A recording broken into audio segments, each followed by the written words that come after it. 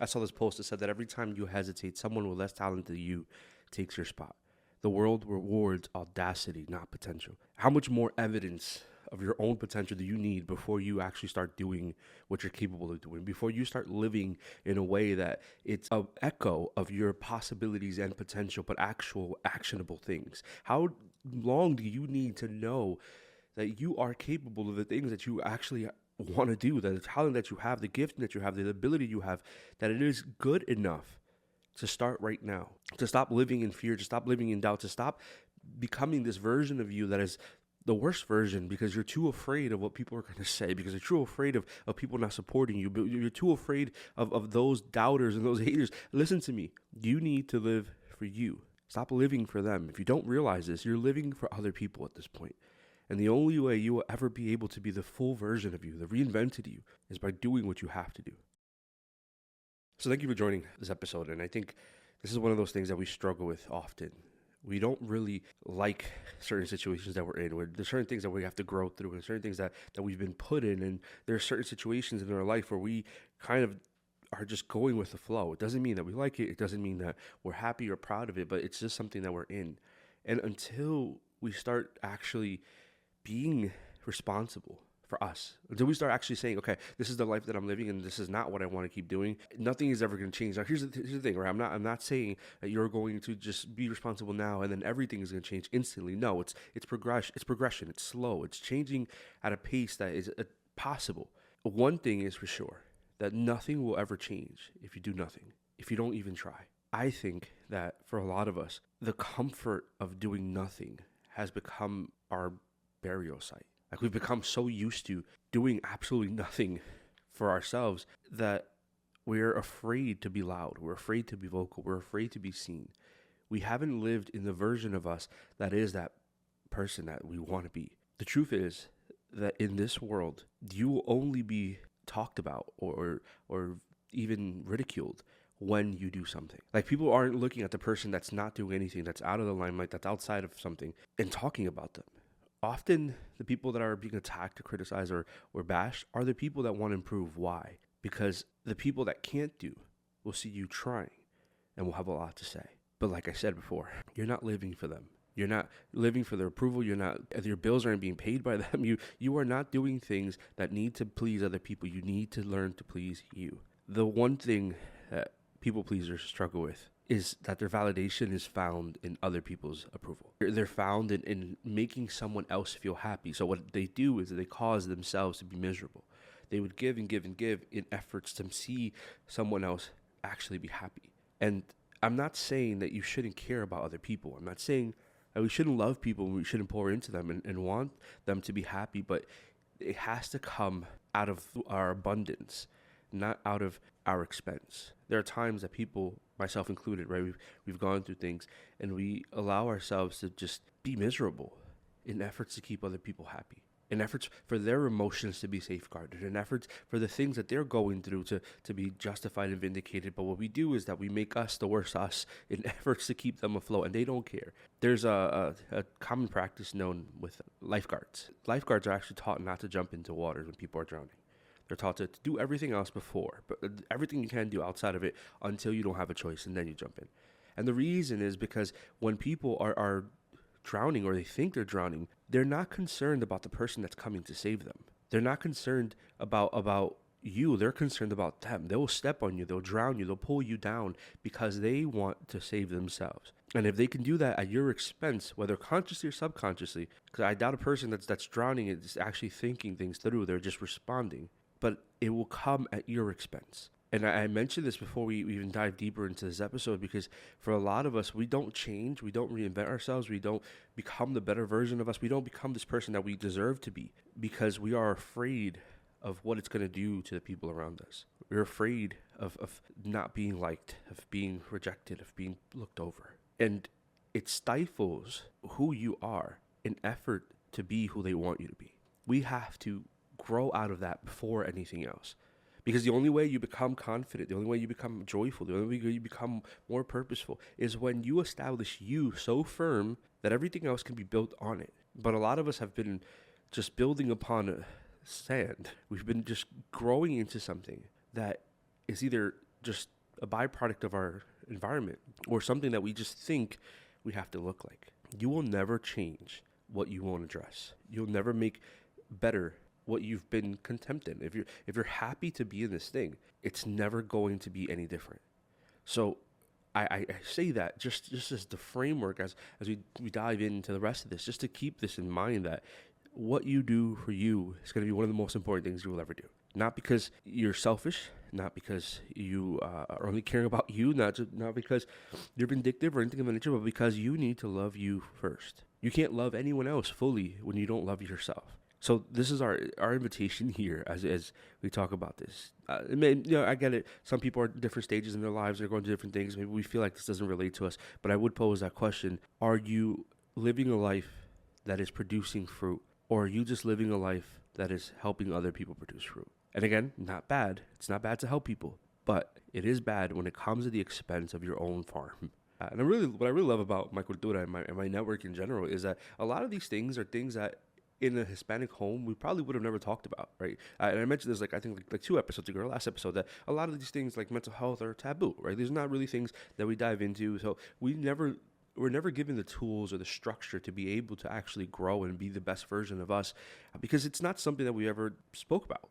But the beauty of this generation that we're in, this time frame that we're in, is that these conversations can be had in so many ways. And I am going to actually have I mentioned this because I'm going to have this particular topic with some people that we're going to have on the podcast. So we're going to have some guests here and there. But I am such a fan of hearing people's stories. Like hearing how they grew and how they reinvented themselves and how they became all these things. But I'm also a fan of having my own story. Like I say this often, and I think probably tired of me saying it, but I'm really grateful for the opportunities that I have, especially this one. And I think we don't realize how many failed attempts or how much effort in other places it takes to actually be successful once. One moment can change your whole life. Like one moment of the meeting the right person, of saying the right thing, of being in the right crowd, of being invited to the right place, that one moment can change absolutely everything for you. And it's not that you are lucky or that God has a specific special favor for you in that one moment. It's that you did so much work. You showed up. You failed 10,000 times. But that one moment will wipe away all of those failures.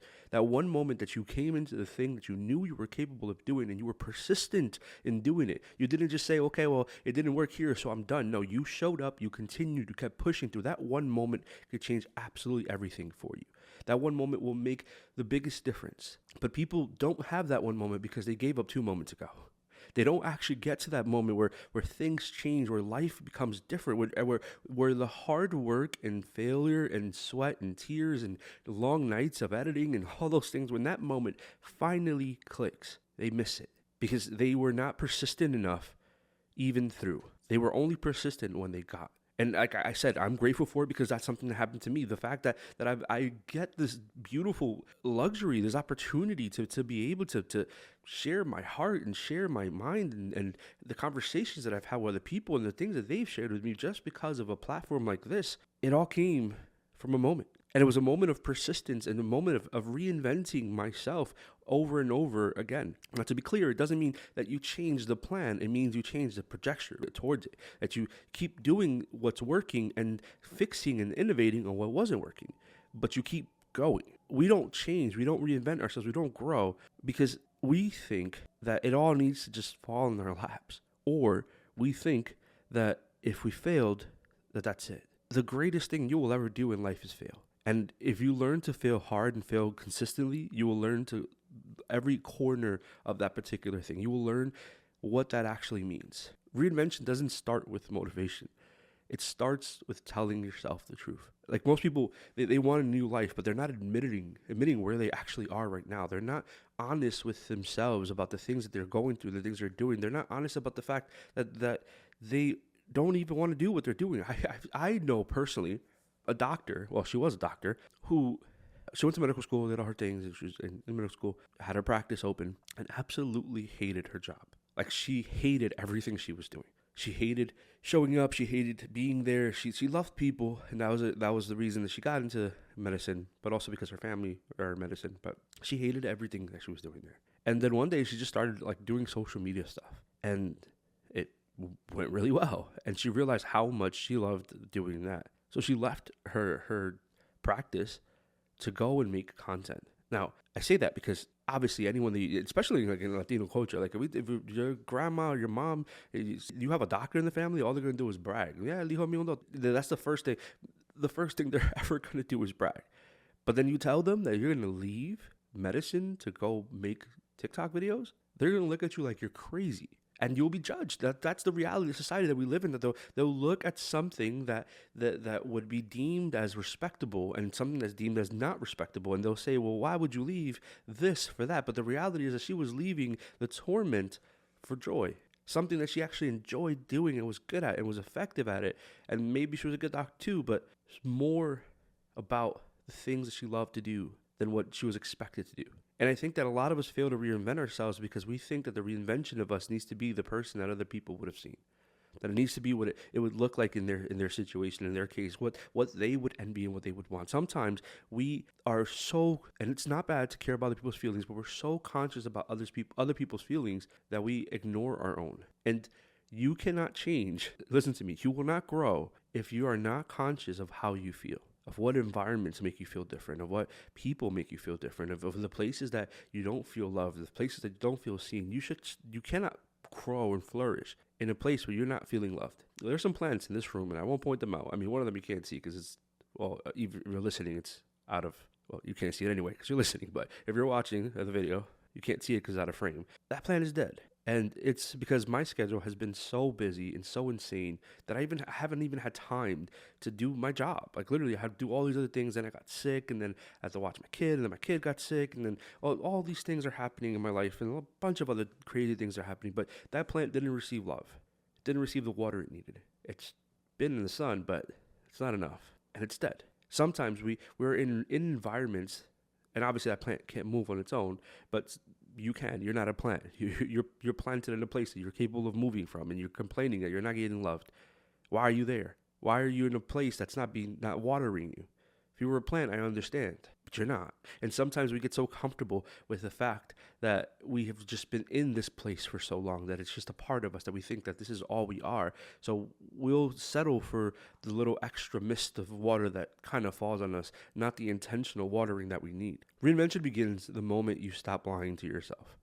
Like about your habits, about your environment, about your relationships, about the effort that's being given to. We don't change. We can't reinvent ourselves if we are not honest. You can't change the future if you're denying what you're in right now. You can't be real with you enough for things to be put in place. Like if you're not honest about how you're feeling, if you're not honest about the place you're in, you will always be stuck there. You will always be in the same place because you don't want to confront it. And let's be real. This is also a real thing. We don't want to confront who we are, how we feel, or what's going on, because again, it requires us to change everything, to address these things, and to then deny or kill off who we used to be. And that hurts. That's a pain that a lot of people don't want to suffer through. So it's easier to just let it be, to just stay in this. This is what's always been, but it's the most painful thing you will ever do, to allow yourself to remain in a place where you're not being loved. If you decide that what you're becoming is more important than what you used to be, then that's the moment where things will actually change. That's the moment where you can say, okay, I'm being honest because where I was is not good enough. If you don't decide who you're becoming, your past will dictate that for you.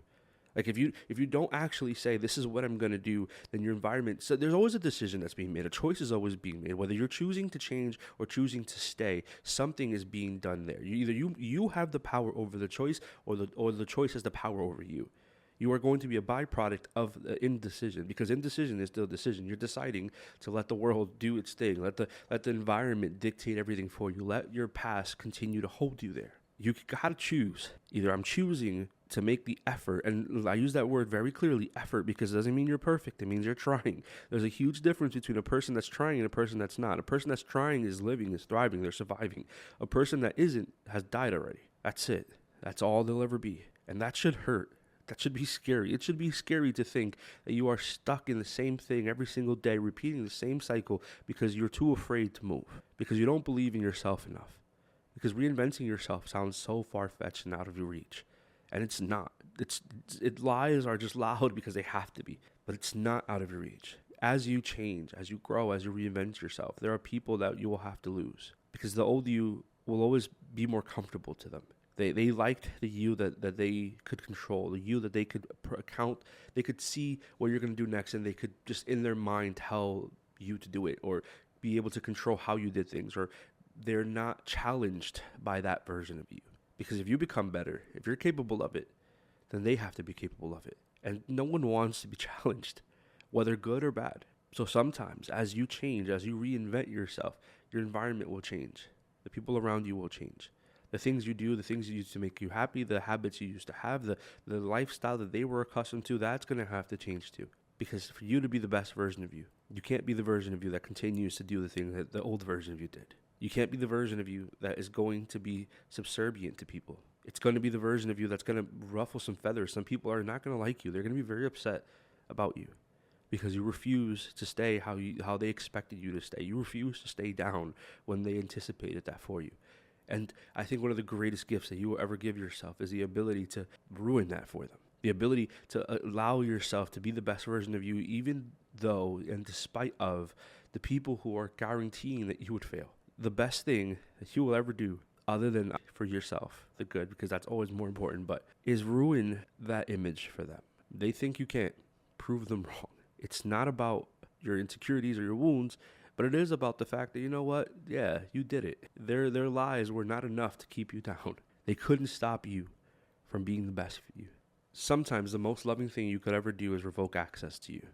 Like, not everyone deserves access to you. Not everyone should have the privilege of being in your life or around you. Some people are just around you out of convenience, or they're around you out of what they can get from you, or they're around you simply because they want to gossip. But having access to you should be a gift. Like, it's not cruel that you're cutting people off. It's not bad that you're not keeping them in your life, because we grow in different stages. There's different things for different people in different places. But we can't continue to expect our lives to progress and be better when we're being anchored down by weight that's ultimately dead weight.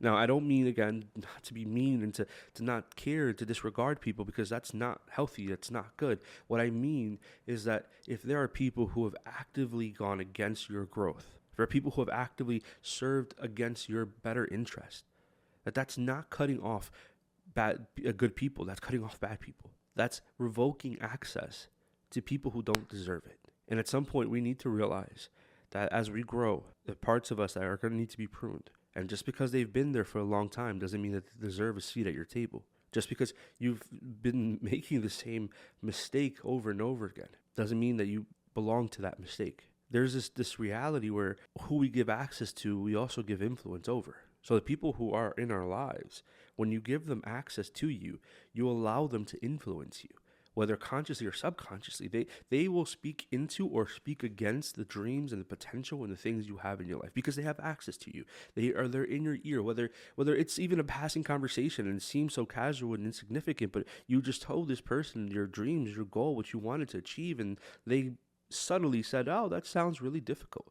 Sounds like you're not capable." They are speaking to you from their point of their woundedness and not from your healedness. They're speaking to you from a point of their doubt and not your potential. And I think when we allow people too much space in our lives, we allow them too much influence. Now, there are certain people that you need that influence from. There are some people that are going to look at you as you grow and reinvent yourself and see this mountain of change.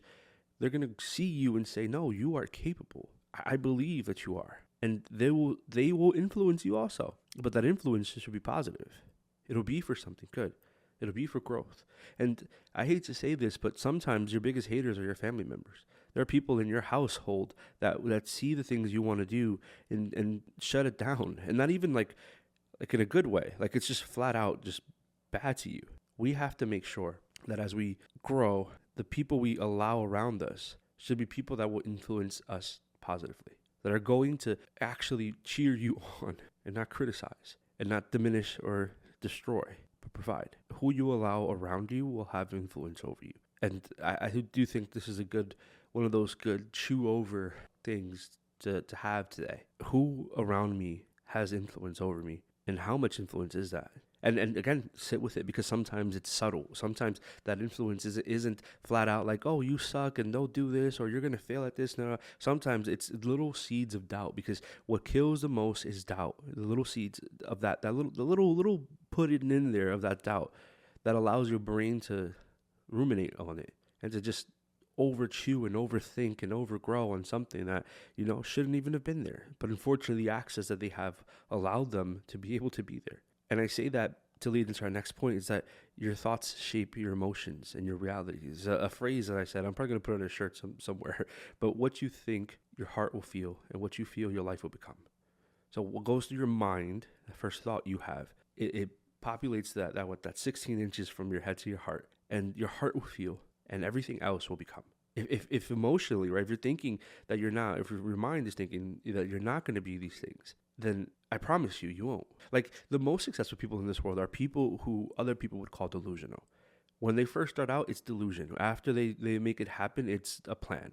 People will call you delusional when you believe so much in yourself. Why? Because they don't believe in themselves. They don't think it's possible for them, so it can't be possible for you. What you think, your heart will feel, your mind will think, what your heart will feel, your life will become.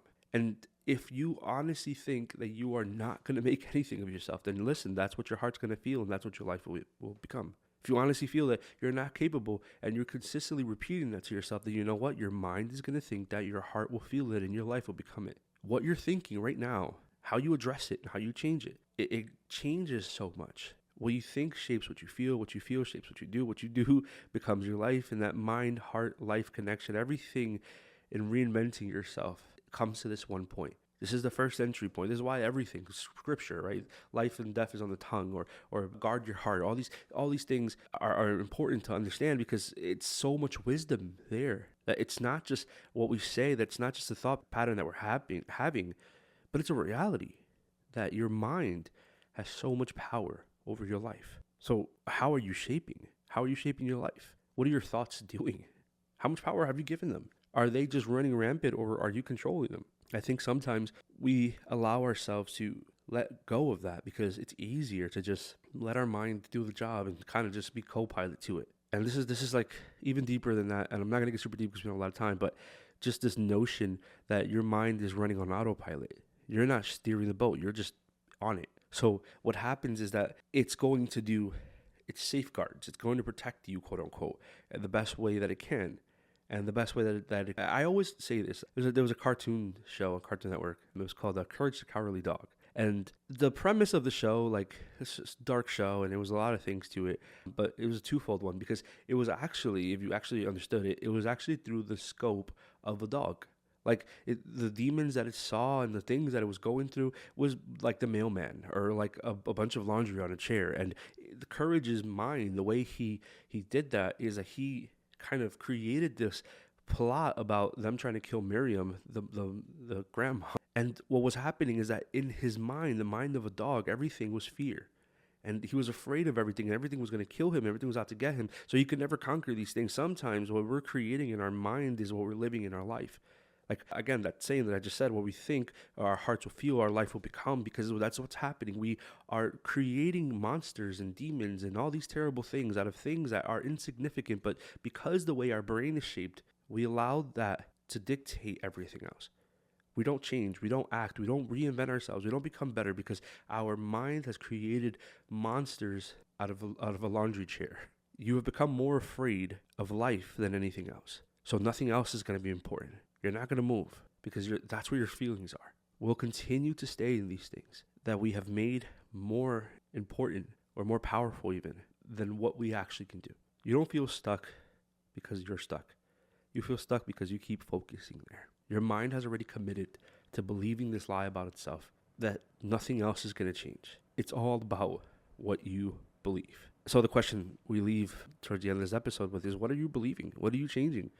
What has your mind felt or thought that your heart has felt and that your life has become? None of these things are going to change. When we talk about reinventing ourselves, we have to realize that small wins, that we don't need to hit a home run every day, but we just need to do something, anything. If it's just a little bit, it's just moving the checkered piece just up more one step, you're closer to the other side of the board. But you'll never get to that other side if you keep making excuses as to why you won't be there.